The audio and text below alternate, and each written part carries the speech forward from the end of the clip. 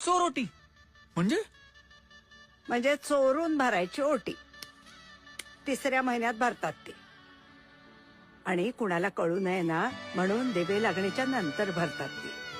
अगं तिसऱ्या महिन्यापासून बाळाचे अवयव तयार व्हायला लागतात.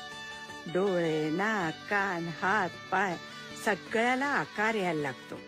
बाळ स्थिरावतं म्हणून मग 3 महिने होईपर्यंत कुणालाच सांगायचं नाही. हो, आणि एकदा की चोरोटी भरली की सगळ्यांना सांगायला मोकळ्या पडतो.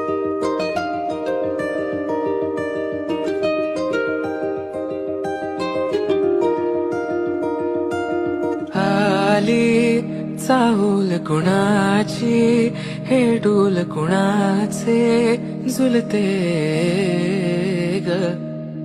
आले पाऊल कुणाचे, ही भूल कुणाची अनाहुत